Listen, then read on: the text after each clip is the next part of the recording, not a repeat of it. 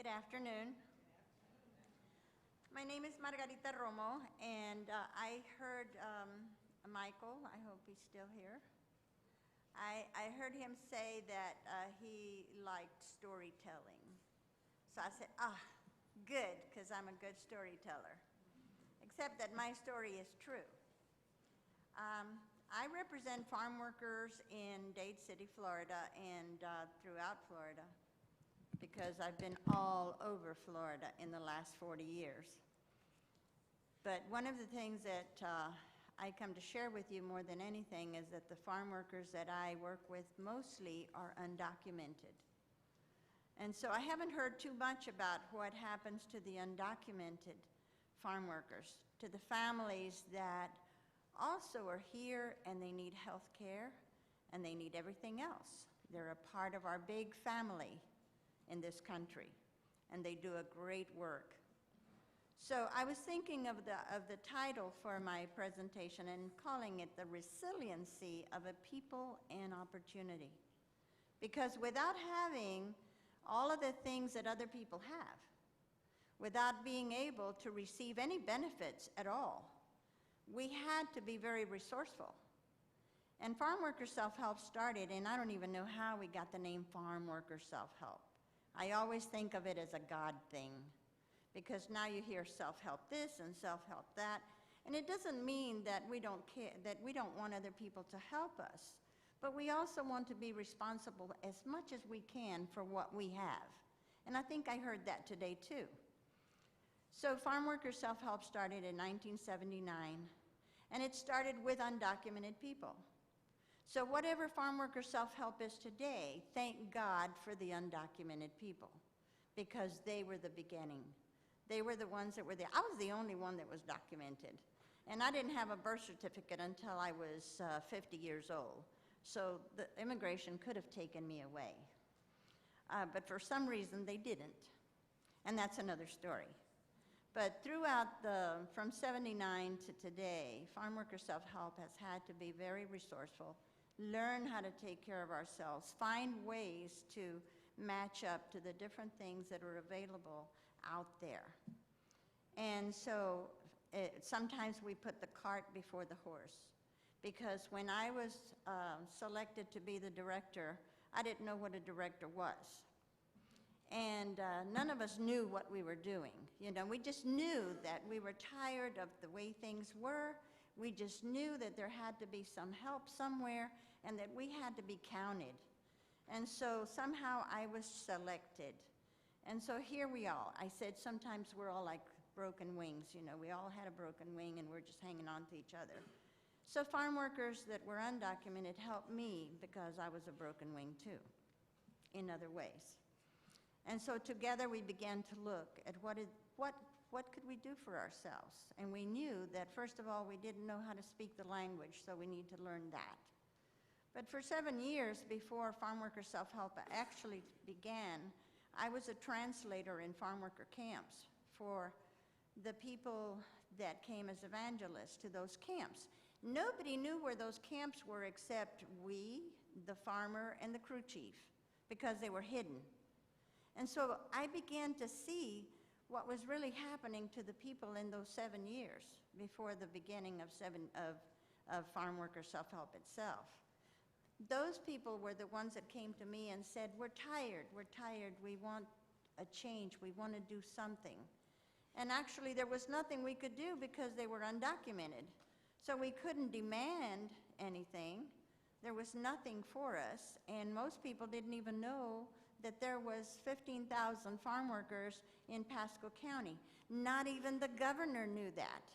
And when I began to call Tallahassee to find out what we could do, I remember one of his aides saying, are there farm workers in Pasco County? I said, are there Cubans in Miami?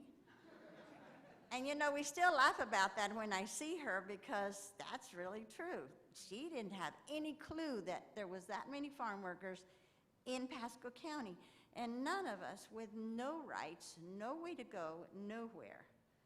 So Farmworkers Self-Help began in 1979 because people said they were tired and they wanted a change. So I said, well, we have to learn the language That's one thing we're going to have to do. We're going to have to figure out how we're going to take care of ourselves. And somehow, through the college that was there, I was going to college, the people started following me, so the college was very nice and let us have a room so we could have English classes.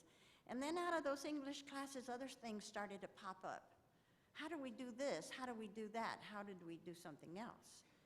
Well, then you know that then we were starting to talk about amnesty and immigration. And so that became a part of what we began to do as well. And so next thing I know, I find myself in Washington by myself. After that, I realized that we were never going to send anybody anywhere by themselves because it was very scary.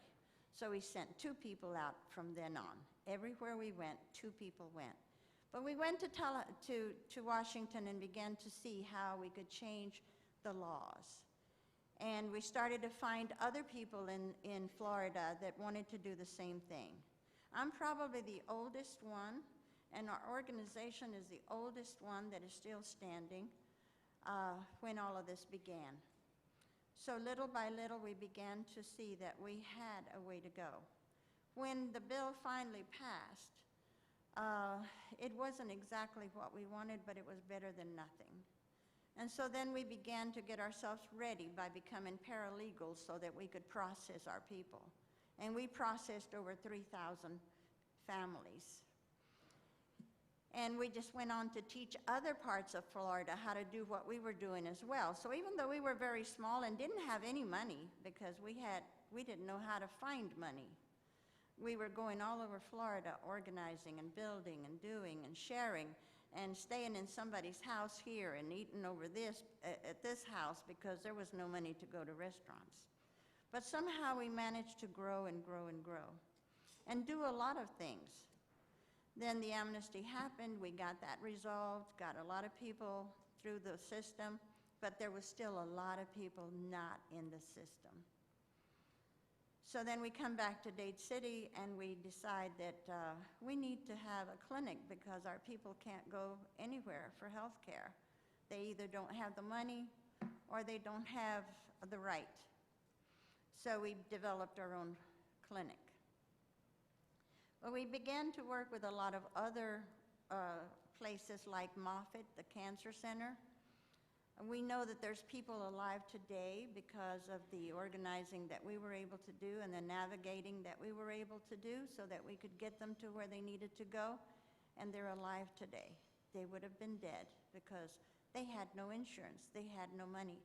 So we began to do other things like working with the health department. We started our first promotoras de salud and developed a way to educate our community.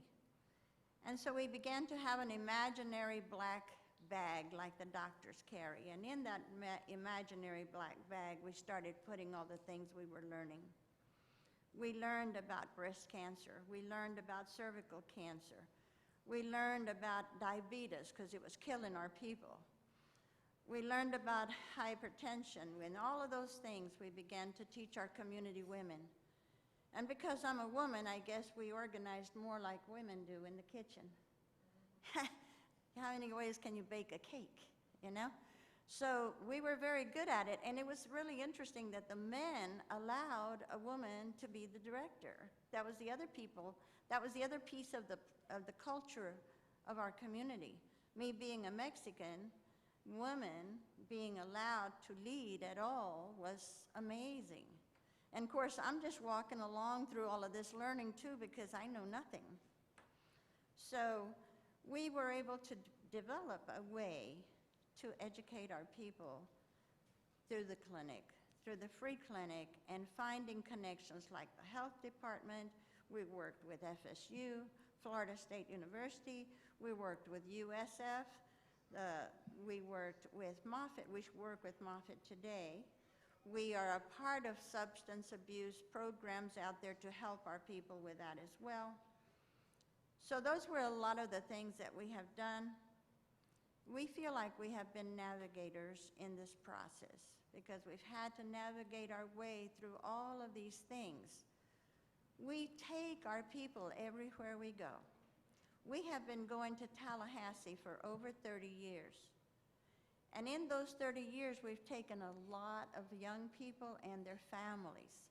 We've presented them to representatives and senators so that they can speak to them about their problems.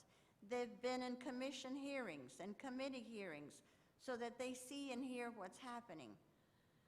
They've been able to be a part of that as well. Out of that, the Kid Care Bill passed last year. And the Kid Care Bill took us 10 years to pass. And I know I'm talking about a lot of different things, but that's the way storytellers are.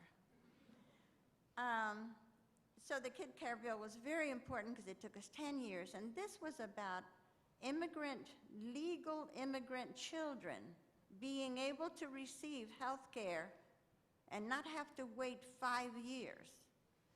Now, I know that many of you are parents. Imagine you having to wait 5 years for your child to see a doctor. By then, it's too late.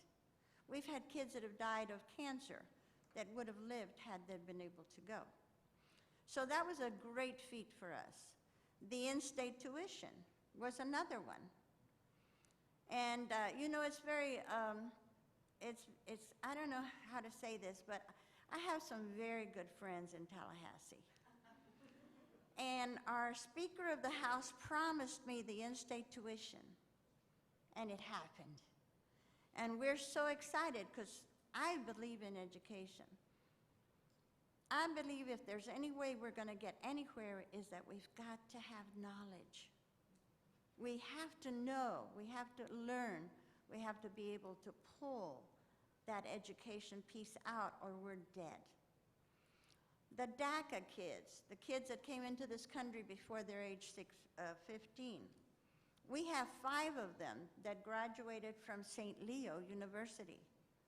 Now, we didn't take all the money that we've ever been able to bring together and work, or how do you say it, spend it on ourselves, because my air conditioner is about to die in my office.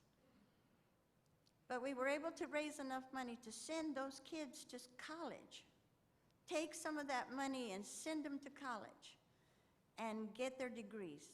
Now we have 5 students in nursing. These are undocumented kids. These are undocumented kids. So Farmworkers Self-Help has developed a place in the middle of a community where there was nothing. Tommytown is considered the worst place in Dade City, but it isn't to us. We've renamed it Calle de Milagros, Street of Miracles, because we've had miracles. We have bus service, as someone said earlier. We have the Teen Dream Team. We have the Mariposas. We have a 4-H club. We have a YES Club, which is Youth Entrepreneurs Students. Youth Entrepreneur Students. How to become a businessman and not fail. Learn it early. So we're doing everything we can to educate our people. And these are undocumented people. They're a part of your community, my community. We belong together. We belong together. And there's more to come, I'm sure. I'm praying that we will have a way to have a new immigration reform so that we'll be able to have more people free. They've already worked out there in the fields. They've given you all they have. There's nothing left.